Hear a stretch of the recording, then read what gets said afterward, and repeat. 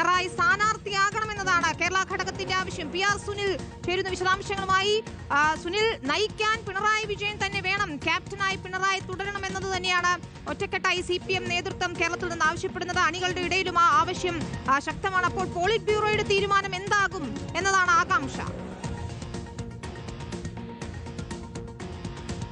വിനീത, തീർച്ചയായും പിണറായി വിജയൻ തന്നെയായിരിക്കും വരുന്ന നിയമസഭാ തെരഞ്ഞെടുപ്പിൽ ഇടതുപക്ഷത്തെ CPM-നെ നയിക്കുക എന്ന കാര്യം നേരത്തെ തന്നെ CPM ദേശീയ നേതൃത്വം വ്യക്തമാക്കിയതാണ്. CPM general secretary MA baby തന്നെ അക്കാര്യം വളരെ വ്യക്തമായി പറഞ്ഞിട്ടുണ്ട്. പക്ഷേ അപ്പോഴും പിണറായി വിജയൻ മത്സരിക്കുമോ എന്ന കാര്യത്തിൽ പിന്നീട് പോളിറ്റ് ബ്യൂറോയും കേന്ദ്ര കമ്മിറ്റിയും ഒക്കെ തീരുമാനമെടുക്കും എന്നാണ് MA ബേബി അടക്കം വ്യക്തമാക്കിയത്. ഏതായാലും നാളെ നടക്കാൻ പോകുന്ന CPIM-ന്റെ പോളിറ്റ് ബ്യൂറോ യോഗം ആ അർത്ഥത്തിൽ വളരെ നിർണായകമാണ്.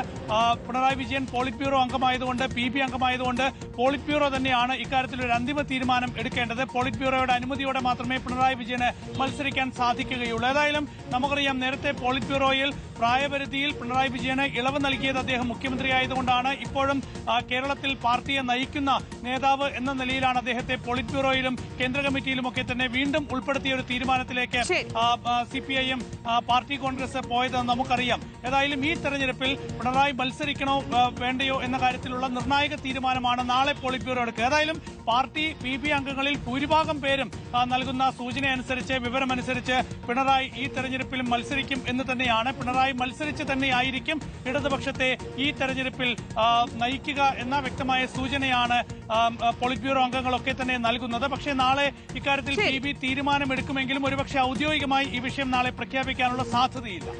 ശരി, വ്യക്തമാണ്. PR സുനിലാണ് വിശദാംശങ്ങൾ നൽകിയത്. അപ്പോൾ അർജുൻ കരിയാടും VS രഞ്ജിത്തും വിശദാംശങ്ങളുമായി ചേരുകയായിരുന്നു.